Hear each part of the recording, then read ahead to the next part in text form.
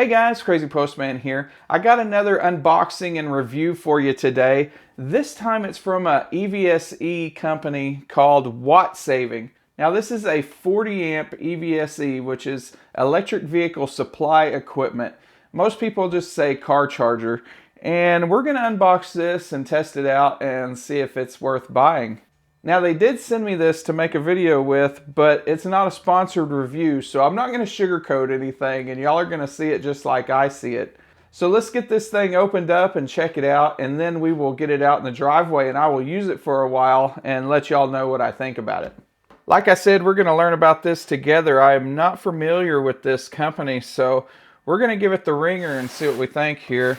It is a Chinese company, the Shenzhen Wattsaving Electrical Technology Co. Ltd.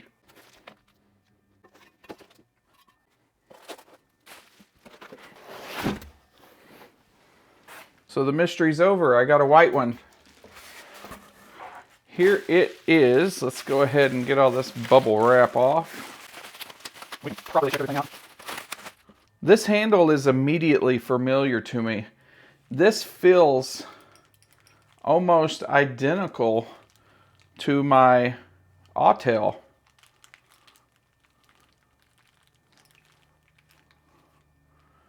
This feels very familiar to me. It's a really nice feeling handle. We'll have to see how durable it is over time, but it is rubberized. To me, it kind of feels like my Autel EVSE handle. We will have to compare those. I do like this protective piece here at the end of the cable to help reduce the bending stress. And then it does have a dust cap here at the end. You can see it looks like a standard J1772 plug. Let's check out the plug. That's another weak point. If it's a all-in-one molded plug, I'm going to be happy. If it has screws in it, I'm going to be slightly disappointed. And there you have it. That is a molded plug, and this has the wrong end on it, guys. So unfortunately, guys, this has the wrong plug end on it. I am not going to be able to test this. Editor Crazy Postman, I'm going to have to pause here and explain my stupidity. You're going to notice a blurred out thing on me, and that is because I left on my work badge. I got right off work and I came to film this and I was still wearing my work badge. So I'm going to have to blur that out. So just so y'all know why there's a blurred spot on my shirt. Yeah, I'm an idiot. That's my work badge. So here we are a few days later. I feel like I'm starting the whole review over again. Let's go ahead and open this replacement here and see if we got the right one this time. They were really nice to work with. I don't think I got any extra support because I'm the Crazy Postman. It's not like I'm a huge channel or nothing. So I think any normal customer would have got the same level of support I did. And they immediately sent out a replacement. Let's go ahead and open this one up. Hey, you know what? It looks just like the other one did so far. We got our instructions sitting here on top and our back plate. Foam piece. Get that out of the way.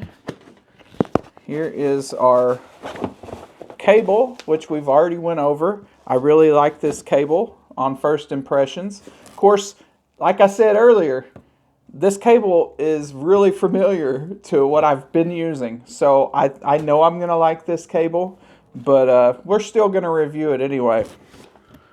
Get rid of this box. Let's see what we got. Oh, we got a blue one this time. That's actually pretty nice. It's kind of like a eggshell blue or a sky blue.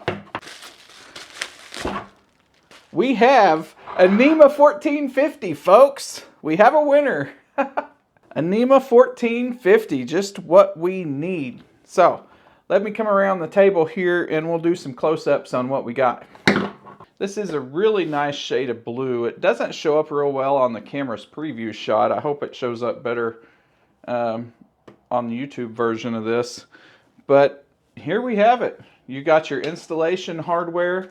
Now this EVSE is capable of RFID cards. And the reason you would want to use this, say your parking space is in public, but you pay for the electricity and you don't want anybody to just be able to roll up and plug in. You can set this up in a way where it will not start charging until you authorize it with your RFID card, and then it will start charging. Now, as it comes out of the box, it is set up to just start charging without the RFID cards, so you would have to set this up to use it. That's what the instructions are for. I don't think it's too difficult to figure that out. Now, one thing I like about this plug, you see how it's all just kind of molded together as one piece. Let me give you an example of one that is not molded together. Okay, here is an example of an EVSE that doesn't use a molded plug. And this is what happens. You see how it's pulled out and it has screws right there? This happens pretty much every time to these EVSEs that don't use molded plugs. See, this one's all molded together as one piece. So it would have to break to come apart. This one's held together with screws and obviously not very good. I do not recommend this EVSE anymore. Now, I reviewed this one a year or two ago, but I only used it about 10 times and it quit working. So I definitely don't recommend this model anymore, but this is what happens with non-molded, just screwed together plugs. They just fall apart. This is much better. So I'm going to go install this out in the driveway. I'm going to use it for at least a week as my main EVSE, and I will let y'all know how it goes. I'll try using the cards, and I will try just using it the regular way, and I will let y'all know if I have any troubles. Now, as far as I know, this is 9.6 kilowatts, which is 40 amps, and it's not adjustable. That's just what it is. You plug it in, and it's going to do 9.6 kilowatts if your car can take it. So I don't think there's a way to adjust it. I will put a little note here on the bottom if I find a way. But this is just about as dumb as they get. Now, I'm not saying that in a negative way towards the charger. I'm saying that there's no smart features really. It just charges your car and that's it. There's no app to mess with. There's no Bluetooth or Wi-Fi. You just plug it in and it works.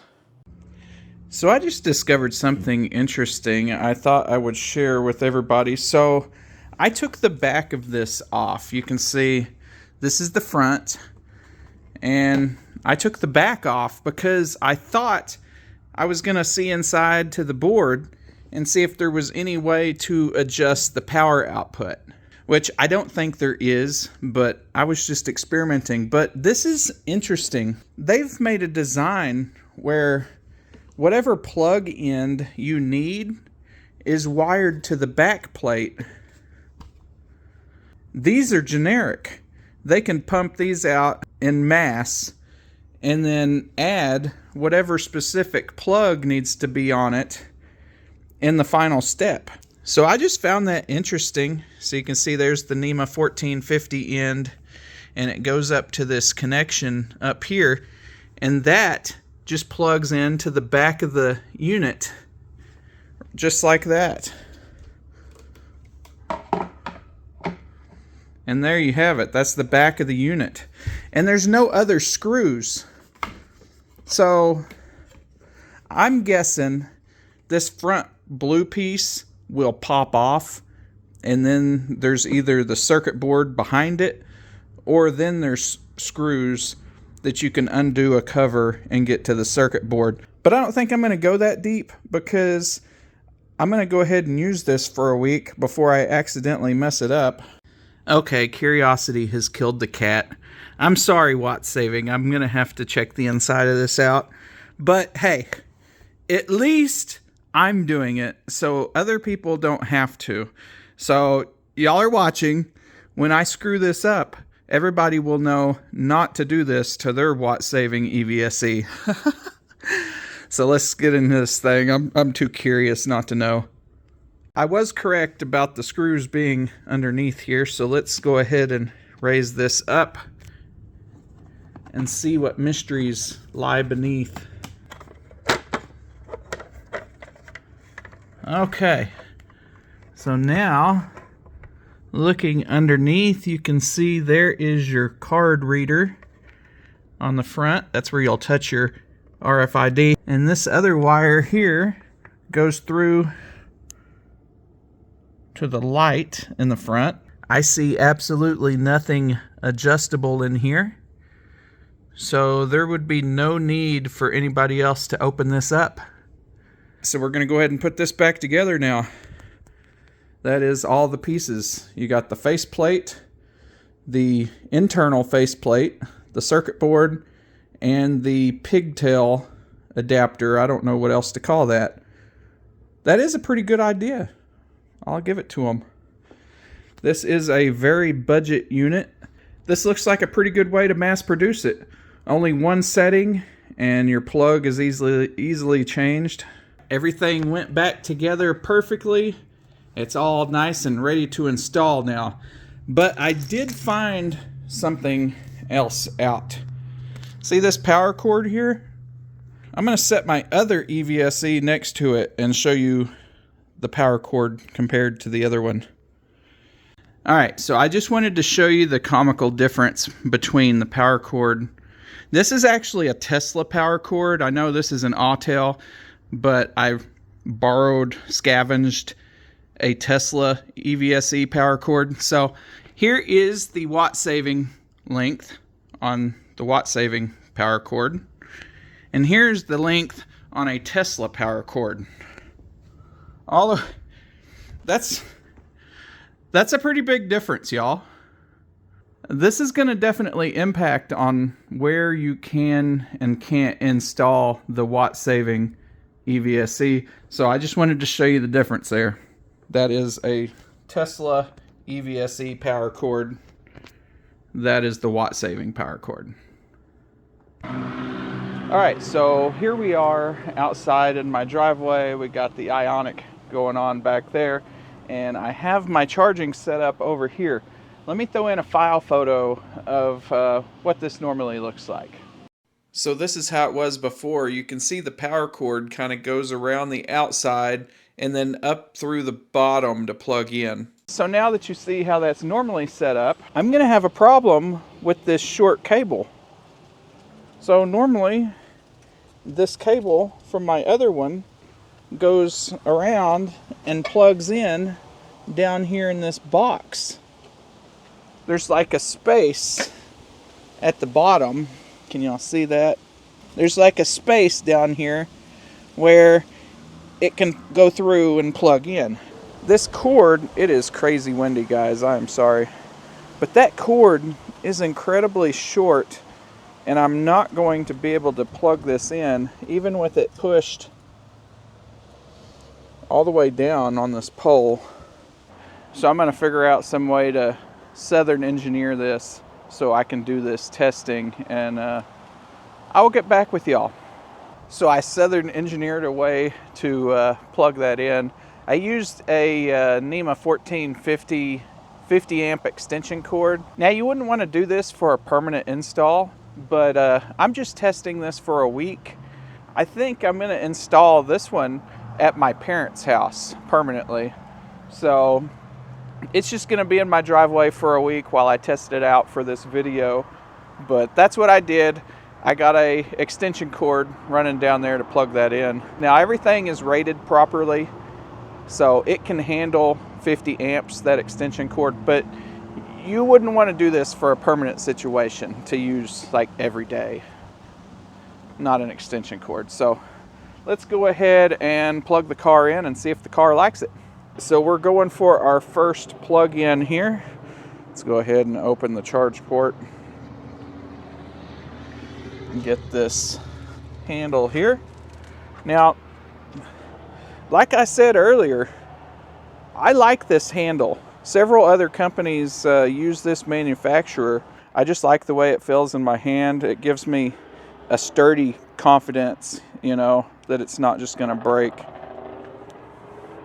And the fact that several other companies also use this same cord and connector, that also gives me confidence that the industry knows that this is a good manufacturer, whoever makes it.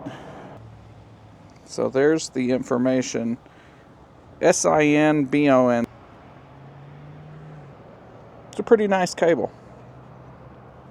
So let's go ahead and plug this in for the first time and see what happens. So that was like a blue color, maybe a purple to my eye before I plugged it in, and now it's a flashing green, plus I heard the click. So we all know what that means. It should be charging at full power. Not sure why my brake lights are on. I don't think I left the car on. Nope, the car's not on. Not sure why my lights are on still. So we are charging at 9.3 kilowatts. Now, it's not going to have to charge much because I haven't driven very far today. Now, I did drive to work and back. I'm surprised it only used 1%. So I did go to work and I drove to Walmart. So evidently all that only used 1% of my battery. You can probably see that the bluish color better now that we're out here without direct light. But I'm going to leave this going for the next week and we'll see how it does. Now remember, there is no, from what I could see, oh, it just clicked off. So my car is done charging now. So green means it's connected but not charging. Flashing green means it's charging. And I guess blue means it's not connected. Or purple, whatever color that is. But there is something you need to know about this unit. I looked through the book and, you know, here on the side, looking at all the information, I don't see any safety certifications. So I don't think this unit has been certified by any of the safety organizations. If that's something that's important to you, you might want to think about it. Does that mean this is not safe to use? Of course not. The company did all the testing themselves. To get a safety certification from an official government agency or a recognized private party, that's expensive, and that adds to the cost of the unit.